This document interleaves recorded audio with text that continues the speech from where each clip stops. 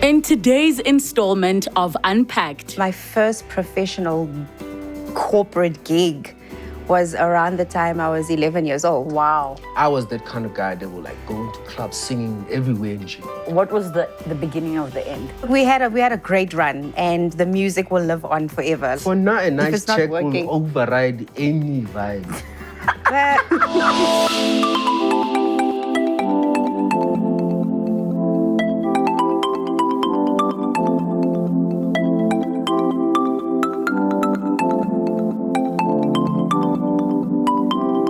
The ups and downs of being a member of a music group. Today's guests share their stories. Let's unpack.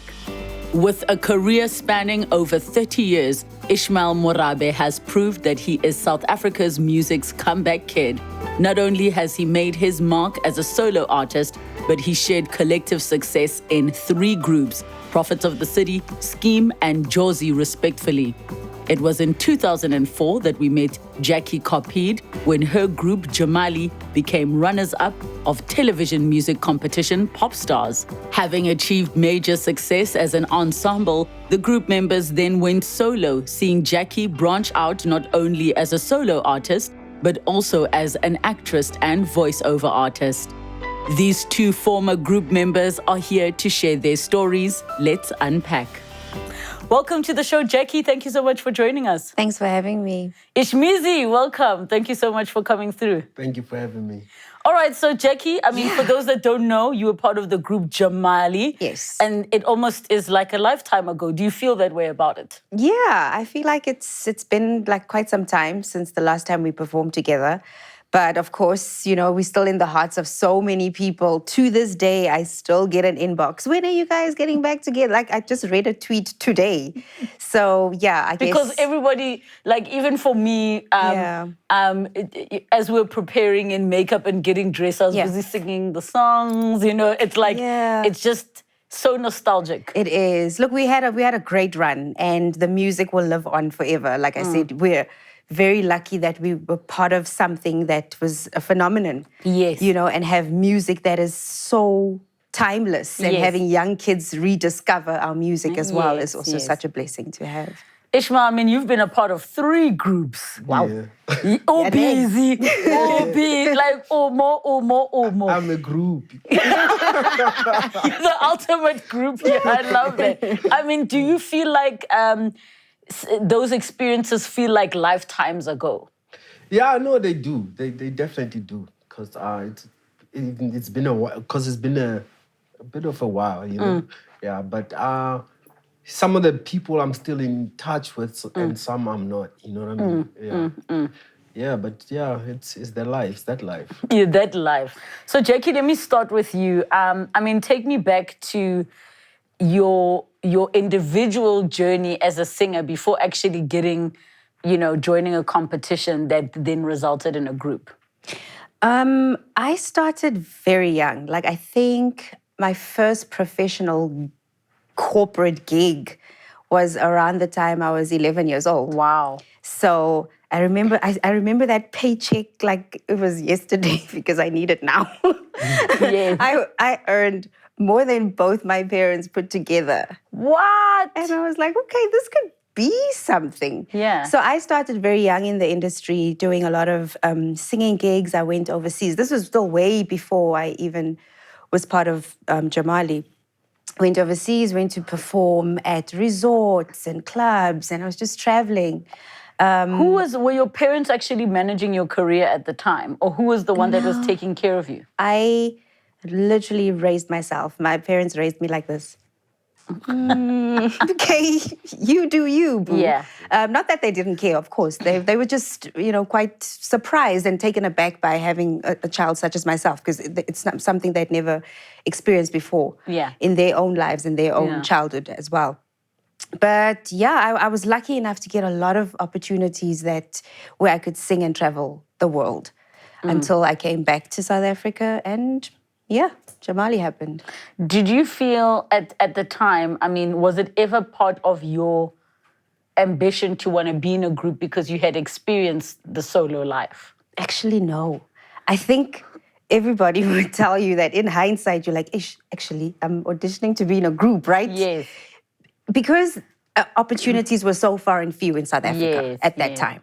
So I think it was a matter of whatever's next to get yourself out there. And this was another opportunity to become the star or the singer or the entertainer that I wanted to be. That the fact that I'm going to be in a group was the least of my worries until you're in a group.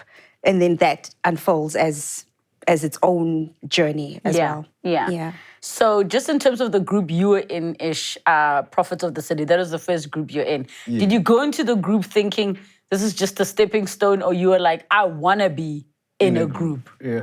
No, definitely. Like she was saying, no, you're just there so that it's like a vehicle that will take you to your soloness, you know what I mean? But because of the situation that at that time, it's like nothing's happening for me, you know? So the best thing is it'll be to be involved with something to take me to wherever, you know what I mean, the future will bring. But yeah, it was never really my conscious decision. With, okay, I'm all about the group life. You know, it was, but yeah. So before then, in your singing life? Yeah. Before now, I was like, I remember obviously from Goskolong, you know, Goskolong, high school, you know, always involved, tabatani music, dancing and stuff like that. But then I moved to Hillbrow. Hillbrow was a place where there was a lot of live bands back then. In the clubs, you could go, open mics and stuff like that. So I was that kind of guy that would like go into clubs singing everywhere in G. So, you know, people can see me or whatever and stuff like that. And then even my friend was Junior from Boom Shaka. So we had also a thing going where I was Maxi Priest, he was Shaba because he was doing Ragamuffin, you know? Yes. So yeah, we had that kind of... Yeah, now he wasn't co-grouping yet. No, it was still prior. Yeah, it was still prior. So yeah, I was just like, wherever there's a mic, Nji. I even worked with Mdu Masilela and Trompis. Yes. Where before they recorded anything, they were a band. We used to go around like townships, performing. So I was the lead singer. Yes. You know what I mean? So yeah. I would have loved to see that footage. Me too. Like, you know, even as you tell me, I'm like, I want to hear that sound. No, it was hectic. We were out there in hotels and stuff. Any opportunity just to be out there in front of the crowd and just like sing and, you know, get paid that smaller money, but it was back then it was not even about money. Yeah, I needed money, but it was okay. This is fun. Yeah. I love what you're saying though, which I can totally relate to, is that thing, you just wanted a stage and a mic. Even if the audience was 3 people. Yeah. If they say anybody, before they finish the sentence, you were there. Yes. Yeah. You are the one that's like, I'll pay you to sing. You know what I mean? Yes. Did you sing Kokerekeng though? Not as much though, not as much. Kukerekeng, I sing just like everybody else, like maybe choir or whatever, but not like a front man or anything like that, yeah.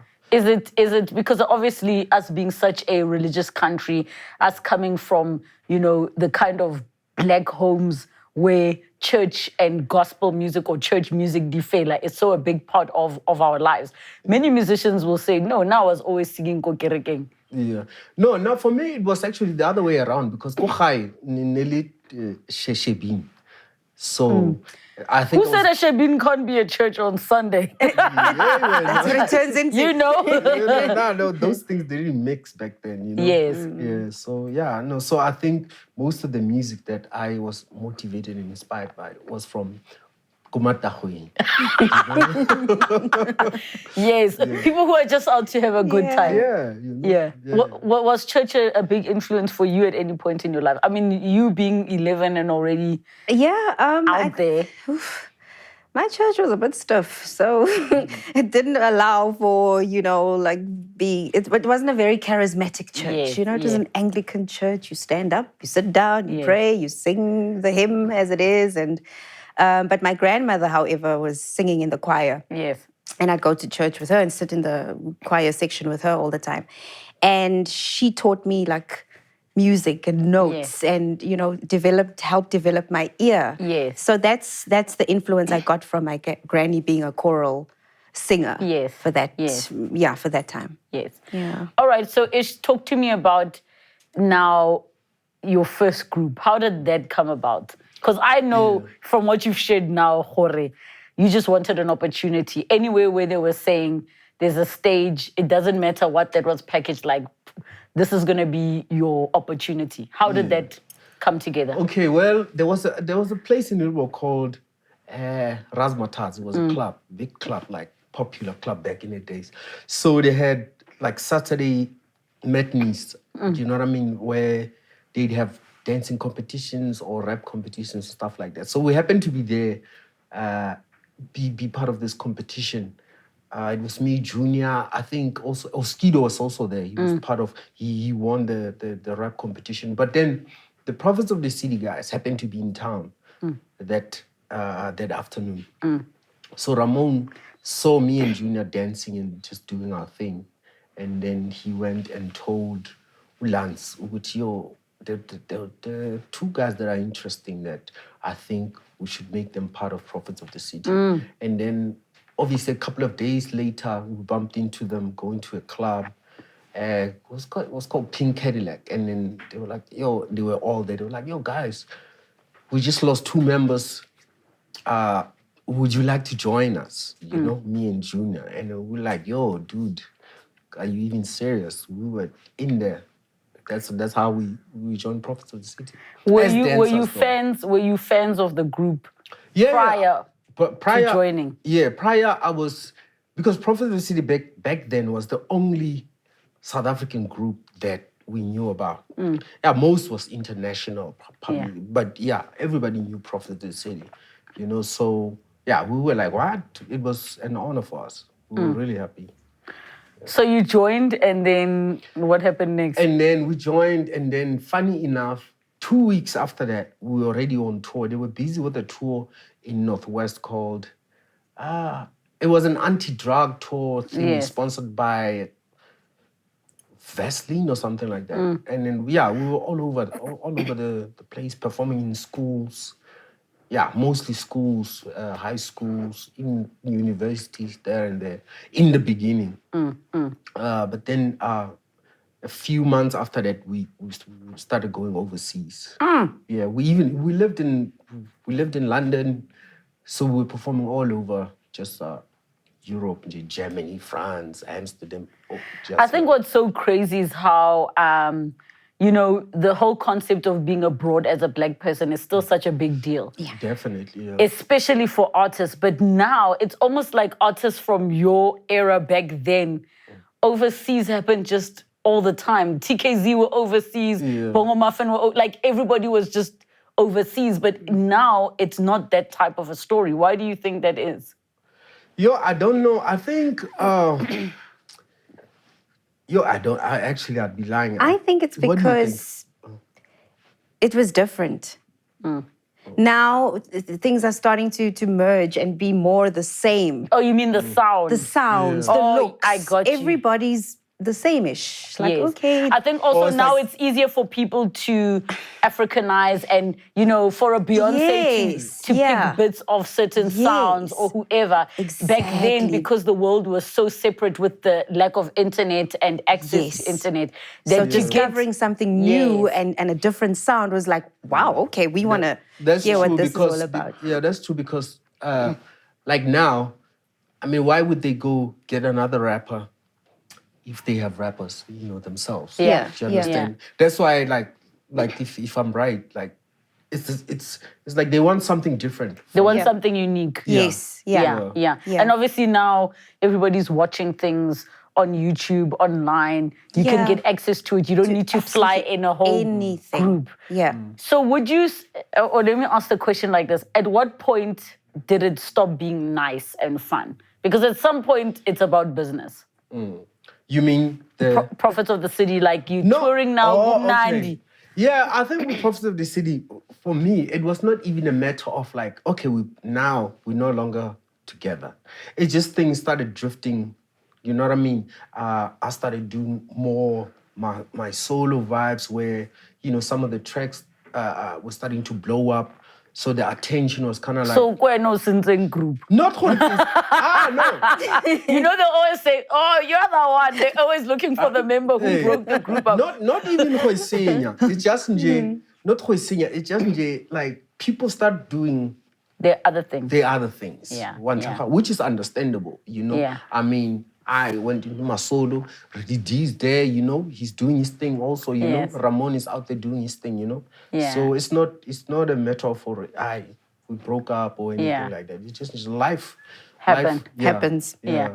So for you guys, I mean, Jamali was born out of this process. How did they actually put you guys together?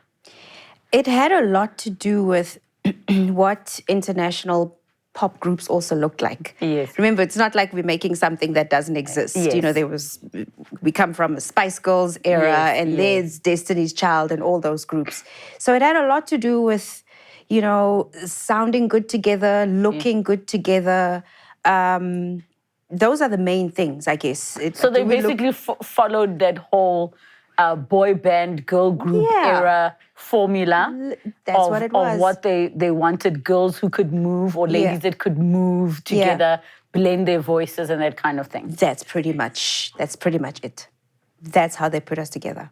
So, I mean, at what point for you, because like you say, you saw this as an opportunity. Yeah. Was there any part in the process that in the back of your mind, you were like, eventually this needs to just be me? Eventually, because you were a solo performer. Actually, no. I started really, really enjoying being part of a group and getting... I liked it a lot. Yes. But there's one thing that now when I think about it, when I think back at, you know, parts of the reasons why people do drift apart at some point, I looked at groups that were friends, that started off as friends, boys from the hood, or girls that were friends, or they went to school together. That dynamic is very different to a dynamic of people that are put together. Yes. So if 3 people or 4 people had the exact same vision for their lives, it could have a different outcome. Yeah. Compared to a group where somebody is thinking, oh, one day I want to be a solo artist. One day I want to be a mom. One day I want to be a wife. Yeah. You know, those groups do tend to break up because you don't have the same vision. Like, not everybody can be boys to men. Yes. You know, where they were like, no, but we're friends. We want to uplift our communities, our families, and actually create this kind of legacy. I think for me that was like, okay, actually, we don't want the same things. And then when you realize that, it's like, okay, no, maybe this is it. This is the end now. And I think also maybe it's born of that thing of it's about business straight from the beginning. If the fact that you are somebody sitting trying to create a business out of you. That was the intention of the show. Yeah. We need to create a successful this. So you know right at the beginning what it's about. As opposed to, you know, maybe with other types of groups, and I don't know if you felt the same thing. You were invited to something existing. You were just like, oh, we're going to be a part of this. This is so fun. This is so awesome. Yeah. I think the intention maybe at the beginning is not the same. I think, cool, from a record company perspective, they need to make their money from these 3 girls. They sound amazing. Yes. Money's got to be made. T-shirts have got to be sold. Yes. You know, great. But the individuals in this group, lebatlang. Yes. Like, what is your end goal? If that is clear, then I think you've got dynamite. But if you're scattered in you're just there. So does the process ever happen where they say, because obviously within I'll call it manufacturing, but you know what I mean, of creating now this group, this brand where they'll rehearse you. We all know the stories. Is there ever a point in this conversation where they're like, so Jacqui, what would you like to get out of this group?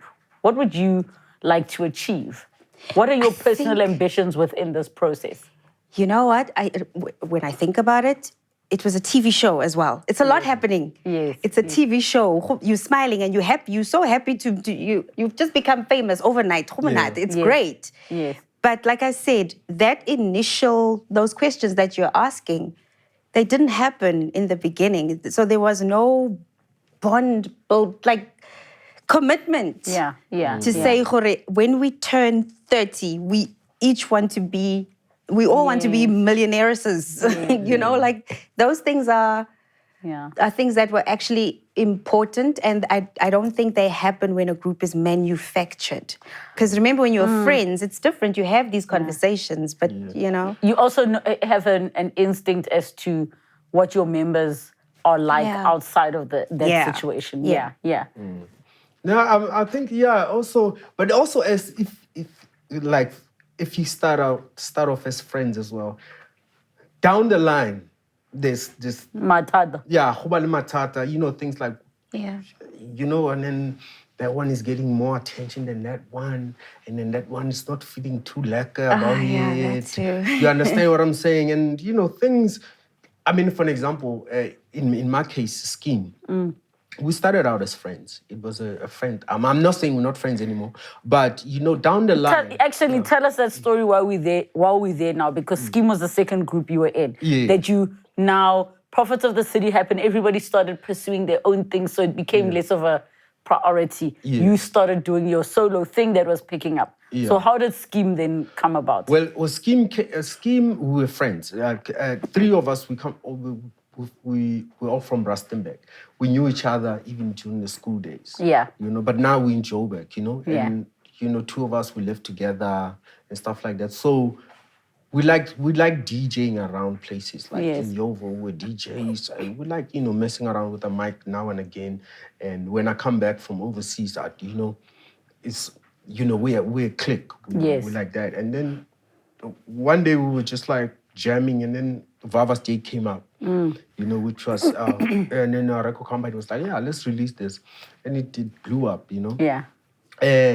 But we originally were just friends and stuff. A song that's still used to this day in commercials, in brands, in campaigns.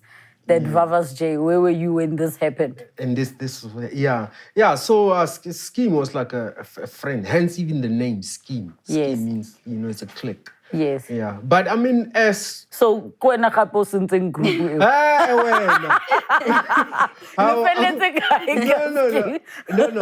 Also, no, pretty much the same thing. Same thing. Yeah.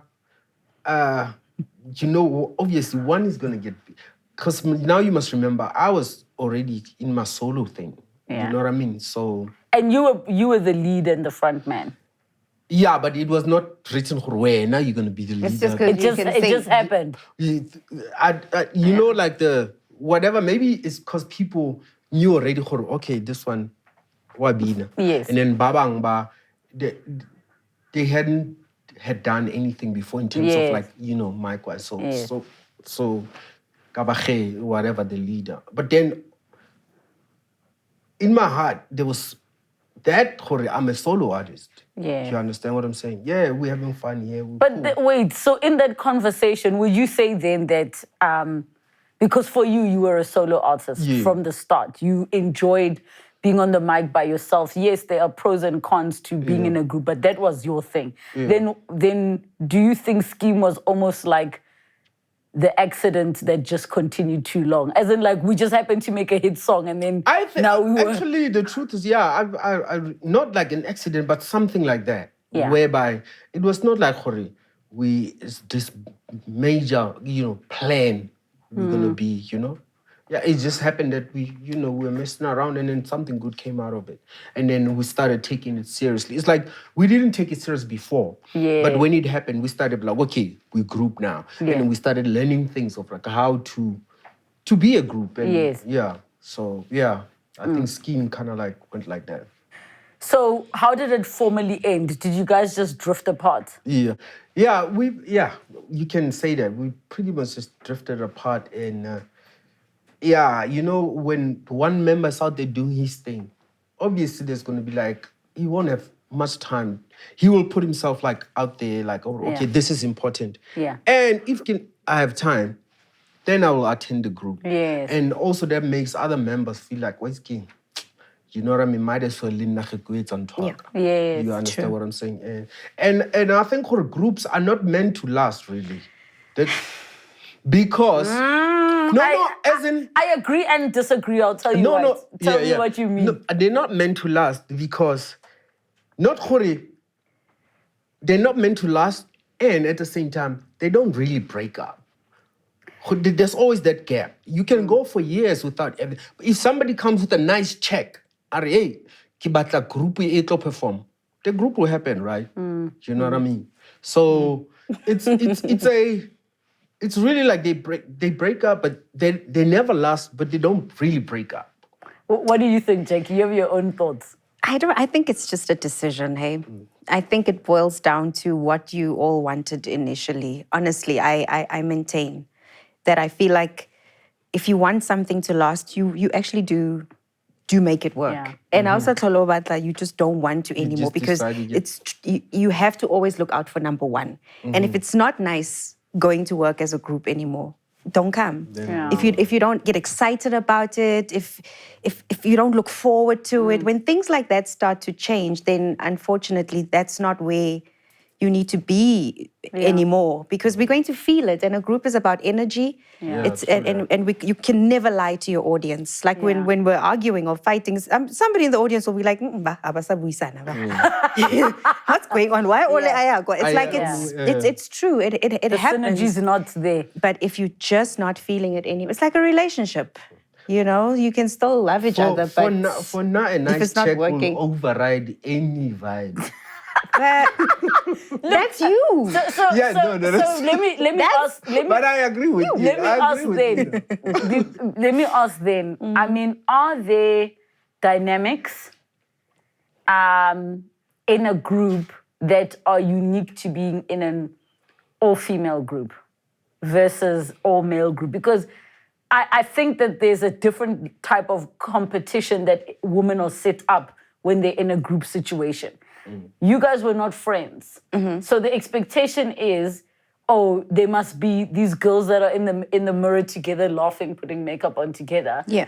But at the same time, they expect there to be so-called infighting because who's the Beyonce? Yeah, I mean, it happened a lot, you know. We know he was the Beyonce. It happened. It happened. It happened. In terms of, because there's always people whispering. Yes. And you can start seeing, why are you getting like wings under your, you just, something's changing with, where there's these whispers, you're actually better. Oh, wow. Who are the people who say that? It's never strangers. It's never strangers. They're right here. They're just around. They're hovering and smiling. Planting seeds. Yeah. So, but those are parts of the things that had you made a commitment in the beginning as friends, as business partners with a plan, things like that don't affect this bond that you have. I get what you're saying, that it always boils down to what brought you together and what are the circumstances. Yeah. Ishmael, tell me about your last group that you're a part of, Josie. Yeah, the Motherland Boys. The Motherland Boys. Now, was that a part of, I mean, I still play your guys' music, just putting it out there, because I still think that sound is unique. Thank you. How did that come about? Well, also, Josie started out, I was at Motherland. They were in a group. Yes. It was called Shimani ECT. Yes. They were supposed to drop an album, and I was also waiting for my turn to drop an album at the record company. But then I think my manager had an idea whereby just two birds, one stone. Why don't you guys join hands together and form a group? You know what I mean? So you had your own music, they had their own music, and they said, let's just put you guys together. Yeah, and try and form something, And there was no part of you that thought, guys, I've been here before, twice. No, definitely there was. I won't even lie. I was like, but what kind, But it was as soon as, and Josie was like one of the hardest groups actually to start out, because our sound was different. And unique, the negativity was heavy. People were like, what are you guys doing now? What crap is this? Gee whiz. It was different. And it was affecting even Bongani even worse, because, he was like, there's haters here. So, like, everywhere you go, when you hate it on, you think even the people that like you, they hate you. Yeah. You kept on saying, these haters. I'm like, no, so don't worry. I liked it. They're cool. You know what I mean? So, it was very difficult. But then eventually, somehow, it caught on, you know? Yeah. And then when it caught on, it was beautiful. It was beautiful, it was busy, it was nice. It was just like, it had its own dramas. It's, yeah. Like, what are the kind of dramas? And you can tell me about the dramas in all the groups, because now, if ever somebody was an expert on being in groups in South Africa, you'll be the one who must consult. What were some of the dramas that happened? No, it was just like, you know, also, I don't know, people in people's ears, man. About you are better. About you're better, or about, you know, why they treating like, because I started, you know, noticing that, especially with Bongs, people were really in his ear, like, and because he was a producer, and then he started acting a bit weird. And I'm not saying this coming from a bad place. Bongs is my brother, you know, but I've noticed that he actually started getting, you know, like, okay, I'm Josie type vibe. The attitude. Yeah. The attitude. And what's with I don't the know attitude? if you saw. What's with the attitude? Why you gotta be rude? Yeah. And I mean, the truth is the truth, you know? Yeah. And I was like, yo, I mean, would come to a show. You get Les who's in Bryanston. Yes. And then where was I? I was probably, I don't know, I was in Sunning Hill. Yes. So we were going to Parkview to go pick up Bongs. Yes. Because we have a show that ends at a certain time. Yes. We even missed the show. And we get there, the man is bathing, he's cheating in the bath. we missed the show. When we got to the show, it was too late. We didn't get paid. Wow. Because, you know, little things like that. I'm not saying, you know, we have our own little issues, but yeah, Bongs' ones, they stood up. Can I ask you, and I'm sure those are unique issues because he also happens to have been the child of my brother. Absolute legend. Yes. Yeah. No, but I don't think, because I know Bongs is not a bad-hearted person. Yeah. I just think like the people that were around him at that time were not doing best for him. And that's a fair thing to say. I know you're directly translating, but to say Anapelwembe. No. Yeah. Bongs is a sweet guy. So, but I'm just saying this. I'm not putting him on the spot. I'm just saying these things happen in a group. I'm sure every group can relate to that. Where there is that one person, the Olore, Marwena, who created the problem, still in Siko. You know what I mean? You're creating a drama that is unnecessary, you know? Yeah. But, you know, every group has its own dynamics. Every group has its own problems and stuff like that. But, yeah, but in general, Angie, I love groups because, for me, it cuts down the amount of work you need to do. But at the same time, for me, it fuels my creativity. Because you're in the studio with somebody who does that. It's like it becomes a beautiful competition whereby, you push each other to get the best out of each other. You understand what I'm saying? Yeah. Jacqui, from your side, I mean, what were some of the dramas that happened outside of people being in your ears? Were there any dramas that happened within the group? I mean, you guys were huge. Yeah, there was drama, but we'd soon get over it, you know? There was little incidents that were petty. Yes. You know, some things are just petty, you know, and you're like, okay, no, that was actually a dumbass move. Yes. I shouldn't have done that, or I shouldn't have... You know, I also had my moments of, I'll see if I want to pitch. I'll think about it, you know? You know, I've also had like one of those. You know? But I pitch and I'm there because, you know, for the greater good. And not forgetting that being young and impressionable and that amount of fame and money and all those things it's quite a lot to deal with, especially when you're not used to it. This is an unnatural thing to do. Putting yourself on a stage to be idolized and worshipped and you get applause for just showing up. It's weird. Yeah. So things like that do go, sometimes it goes to your head a little bit. But we were quick to deal with what we needed to deal with to get to the gig, make the money, and then just go home. What was for you guys, what was the beginning of the end? Creative differences. In terms of your sound and where it was in terms of the sound and how we were turning into a party band. Yeah. And I do not want to be a party band. Yeah. So that was party band. Do you mean the sound was like up-tempo sound? No, just to 1 minute we're not doing Jamali songs anymore. And I'm like, okay, what is happening? What is this all about? So for me, I started.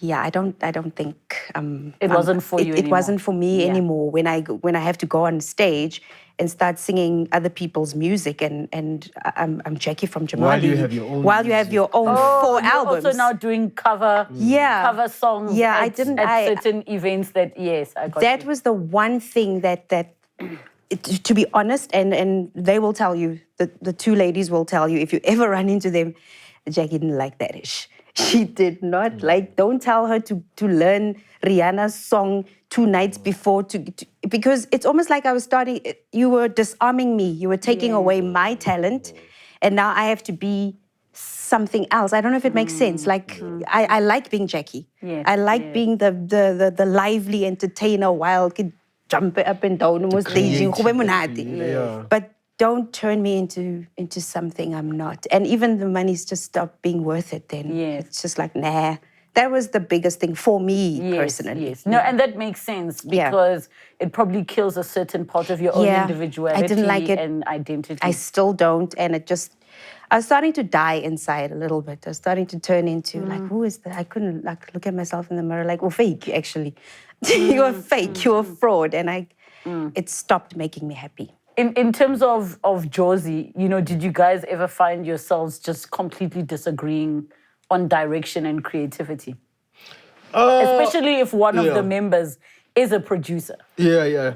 I mean, we'd have like just little things, but nothing hectic to be like, hey, urisa gonda wonga wrong, But most of the time in the studio, that's where we agreed most of the time in the studio. And the other outside was like other things, but in the studio we were always on the same page. And I think it's so interesting because I was having a thought as you were speaking earlier about groups are not really, they don't really break up, or they do break up in that kind of thing. And I thought to myself, I feel like the groups that survive are bands, as in like with instruments. With instruments, Like, and I could be wrong. I think of your Earth, Wind and Fire, or even like Mango Groove still would perform, you know? So in my mind, I'm like, maybe the groups that really do survive the test of time but are now, bands. I get it. If you change the keyboard player, who's going to know?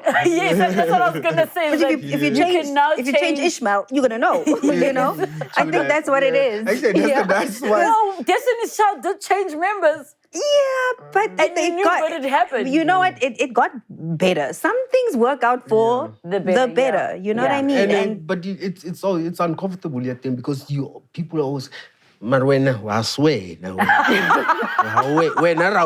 But anyway. I love that. That's what you're like, I love that. So now what would you say, what are the pros and cons of having been in a music group? Now that you've been there, you've done it. What are those pros and cons? For me, I grew up as an only child. Spoiled, rotten. Everything was mine. Me. Yeah. And even my singing, I didn't pay attention to harmonies, background vocals, and whatever's happening outside of just the soloist. Didn't pay attention to that. But when I got into a group, working together with other voices, I learned so much in terms of just my ear and getting better, and working with people as well is something really valuable. Getting to be able to navigate your way around different personalities. That was a plus for me. I really grew. Cons, if things change, and people want to do their own thing, how ready are you to actually take your own personal career to the next level? Yeah. I think that was a con, like, whoa, okay, what am I going to do? What now? So being prepared about what you're going to do next, that was a bit of a con, For you, pros and cons? Pros for me was, just like interacting with other people and just learning from them, and, and just it helping the quality of the product as well, because it's a bit of a competition, but a friendly one, whereby I want to beat what you did, your first, whatever. And in the meanwhile, it makes the whole thing grow, and also the pros. Yeah, just working together. You feel like you belong to a family. You don't feel alone. You know what I mean? But the cons are obviously just like people's egos and the decisions that people do at that particular time, where they can even affect, financially. They just the selfishness whereby that happens. With Were any of you guys guilty of ego and selfishness? Oh, of course. Everybody has that thing. I had my moments, eh? Yeah. No, I appreciate the honesty because it's not often that, when when the group is no longer as successful, it's such a vulnerable place to be, where it's like, how did we get here? We all have our thing. Yeah. Trust me, we all have. And I think when you're at peace with where things are, it's easier it's easier to admit wrong. This is where I had my faults, and this is where I could have, done things a little bit differently and that kind of thing. So it comes with growing and age and seeing things from a different perspective. Yeah, true that. No. I just had a thought that it doesn't matter, even siblings, groups end. Yeah. The group, it doesn't matter how close, even groups of siblings. Siblings. But my twins, the cousin, they all. I know exactly who you're referring to when you say my twins. Yeah. So where are you today? I mean, how are you surviving, considering you are a muso in this time that we're living in? How are you surviving? Sure. Luckily, I have good financial management. Yes. But for the most part, I've just been enjoying recording my album. I got to record an album throughout the whole lockdown season. Been promoting that as much as I can within the confines of the lockdown. But I must say, for the first time, I can say that I'm really, really comfortable with how things are. Yeah. And I can own my own talent as an individual, because for such a long time it was 33 1/3% of something else. But now holistically everything is who I am for real this time. Do people still refer to you as Jacqui from? Yes. Does that annoy you? No. Okay. No, okay, that's a positive. How many people are lucky enough to still be remembered after so many years? Yes, so that's a plus and it's a blessing. People still recognize me. People still, listen to our music and that kind. It's a blessing. It's not like, oh, that's the end. She fell off. No, it's actually something that one should be proud of. Yeah. And from your side, how are you surviving and where's Ishmael today? Now, obviously, like these difficult times, definitely His mercy. And also, I think experience helps me sometimes a lot, because I can find, just other things to do within the music. It's not me out there singing. So, a bit of production there, whatever can come, you know what I mean, in that vibe. But for me, I won't even lie, say it's smooth sailing, But I thank my record company, for just having their back, you know what I mean? We're kicking, we're fighting, we're moving on. You know what I mean? We're doing our thing. We do what we can. Any reunions, guys, that we can expect? Me and her are going to do something. Me and her are going to do the right paycheck. You guys will do a thing. You said the right paycheck. I know the right paycheck will get you and any group back together. You reunion ever? No, I don't think so. And saying reunion doesn't necessarily, because I know when we say, hey, the Spice Girls are getting back together. They've been getting back together. They've been getting back together for the last 5 years. I mean, maybe it's not to record a new album, but if somebody says, I would like to book Jamali for a performance, would you guys do it? We've already sadly turned down a few. Really? Yeah. And you just feel that it's not what? Personally, it's not where I want to be anymore. Because it took a long time to get to me saying these words. Long. Even when the group was close to breaking up. Even when I think backstage on our last show, backstage, because I remember I was entering on this side and... I think you were the problem, man. So I got two problems today. It wasn't me. And I think Marishan or Liesl was on the other side of the stage. And I remember this like clearly because we were about to announce that, ladies and gentlemen, this is our final show. I ran from my side, around to Liesl's side. I'm like, you guys sure you want to do this? You sure you want to do this? She's like, yeah. Like, okay. And that was it? And that was it. And then, so that's what I'm saying to you, that getting to this place where I am, where I can say, no, it's because I did. So, yeah. As opposed to the way your guys' groups ended, it wasn't a moment. It just... Yeah, it just fizzled out. But like, yeah, for if somebody wants a gig, I would go to POC, Scheme, and you'll even Josie. form another group. I would too. Dude. Yo, it's tough out there.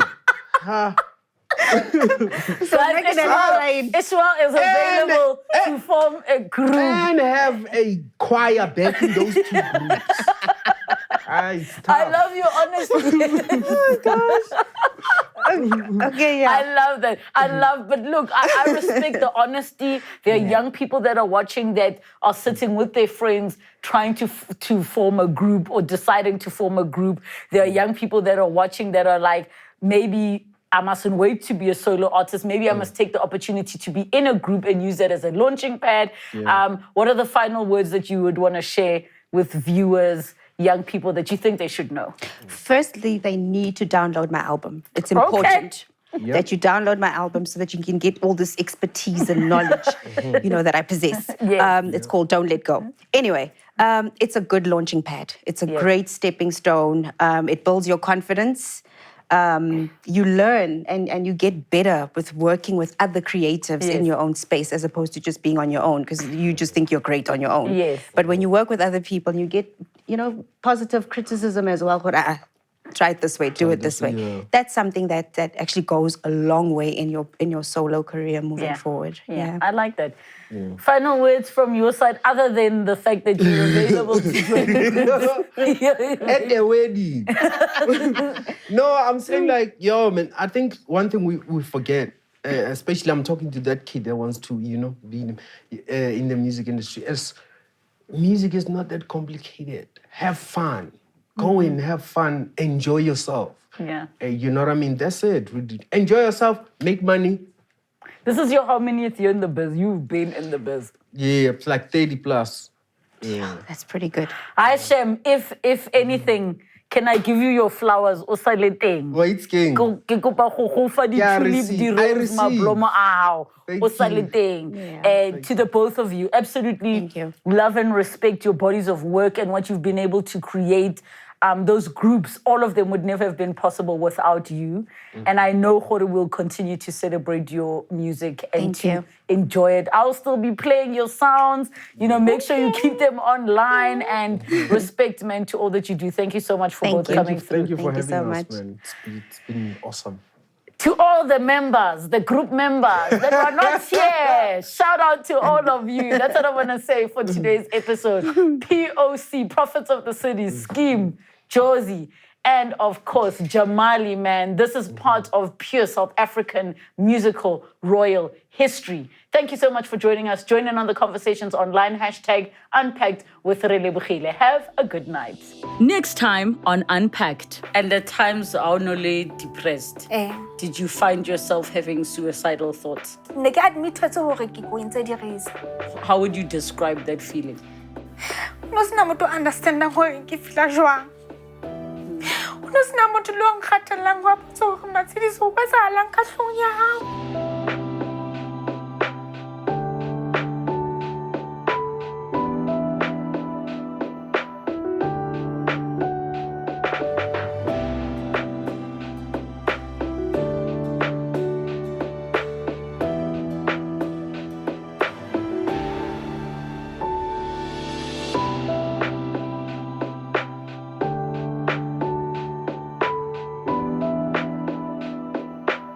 Unpacked with Relebogile Mabotja.